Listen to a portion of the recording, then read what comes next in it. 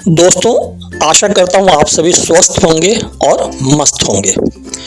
तो आज की कहानी एक बहुत ही दिल को झंझोर देने वाली है, रुला देने वाली कहानी है। तो इस कहानी को शुरू करने से पहले मैं एक शेर से शुरू करना चाहूँगा। लबों पे उसके कभी बद्दुआ नहीं होती, लबों पे उसके कभी बद्दुआ नहीं होती, बस एक माँ है जो मुझसे खफा नहीं होती। दुनिया में ये एक ऐसी ही चीज़ है जो भगवान ने दी है हम सबको, माँ, जो कभी अपने बच्चों से खफा नहीं होती।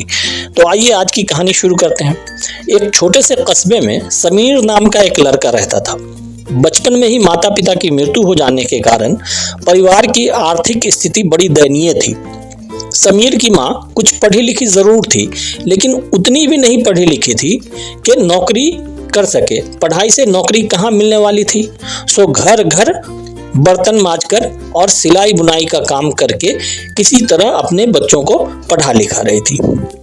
समीर स्वभाव से थोड़ा शर्मीला था और अक्सर चुपचाप बैठा रहता था। एक दिन जब वो स्कूल से लौटा तो उसके हाथ में एक लिफाफा था। उसने माँ को लिफाफा पकड़ाते हुए कहा, माँ, मास्टर साहब ने तुम्हारे लिए ये चिट्ठी भेजी है, जरा देखो तो इसमें क्या लिखा है। माँ ने मन ही मन चिट्ठी पढ़ी और मुस्कुरा कर बोली, बेटा, इसमें लिखा है कि आपका बेटा काफी होशियार है।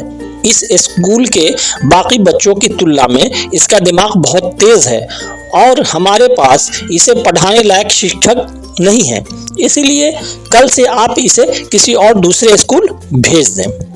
यह बात सुनकर समीर को स्कूल न जा सकने का दुख तो हुआ, पर साथ ही उसका मन आत्मविश्वास से भर गया कि वो कुछ खास और कुछ काफी बुद्धिमान और तीव्र है। माँ ने इसका दाखिला एक अन्य स्कूल में करा दिया। समय बीतने लगा। समीर ने खूब मेहनत से पढ़ाई की। आगे चलकर उसने सिविल सर्विसेज परीक्षा भी पास की और आईएएस ऑफिसर बन गया। समीर की माँ अब बूढ़ी हो चुकी थी और कई दिनों से बीमार भी चल रही थी और एक दिन अचानक उनकी मृत्यु हो गई। समीर के लिए यह बहुत बड़ा आघात था। वह बिलक बिलक कर रो पड़ा।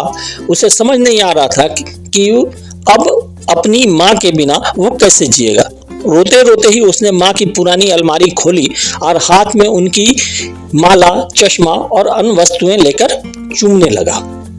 उस अलमारी में समीर के पुराने खिलौने और बचपन के कपड़े तक संभाल कर रखे हुए थे। समीर एक एक कर सारी चीजों को निकालने लगा और तभी उसकी नजर एक पुरानी चिट्ठी पर पड़ी। दरअसल ये वही चिट्ठी थी जो मास्टर साहब ने उसे 18 साल पहले दी थी। नम आंखों से समीर उसे पढ़ने लगा। आदरणीय अभिभावक, आपको बताते हुए हमें अफसोस हो रहा है कि आपका बेटा समीर पढ़ाई में बेहद कमजोर है और खेल कूद में भी भाग नहीं लेता है। जान पड़ता है कि उम्र के हिसाब से समीर की बुद्धि विकसित नहीं हो पाई है, अतः हम इसे अपने विद्यालय में पढ़ाने में असमर्थ हैं। आपसे निवेदन है कि समीर का दाखिला किसी मंद बुद्धि विद्यालय में कराएं अथवा खुद घर पर रखकर इसे पढ़ाएं। सादर प्रणाम, प्रिंसिपल। समीर जानता था कि भले अब उसकी माँ इस दुनिया में नहीं रही, पर वो जहां भी रही उनकी ममता, उनका आशीर्वाद सदा उस पर बना रहेगा। दोस्तों, आइंस्टीन दुनिया के जो सबसे बड़े साइंटिस्ट थे, ये कहानी उसी की है। ऐसा आइंस्टीन के साथ ही हुआ था। God could not be everywhere and therefore he made mothers. भगवान सभी जगह नहीं हो सकते, इसलिए उसने माँ जैसी चीजों को बनाया। माँ से बढ़कर त्याग और तपस्या की मूर्त भला और कौन हो सकता है। हम पढ़ लिख लें, बड़े होकर कुछ बन जाएं, इसके लिए वो चुपचाप न जाने कितनी कुर्बानियां देती हैं। अपनी जरूरतें मार कर हमारे शौक पूरा करती हैं। यहाँ तक कि संतान बुरा व्यवहार करे तो भी माँ उसका भला ही सोचती है। सचमुच माँ जैसा कोई नहीं हो सकता। ये कहानी आपको कैसी लगी? अपनी प्रतिक्रिया कमेंट सेक्शन में मुझे ज़रूर बताइए। वीडियो को लाइक करके चैनल को सब्सक्राइब कर लीजिए और साथ में ये घंटी जैसी जो छोटी सी आकृति है उसे दबाकर ऑल पर सेट कर लें, ताकि आने वाली वीडियो का नोटिफिकेशन आपको पहले मिले। तब तक के लिए मुझे इजाज़त दीजिए। धन्यवाद।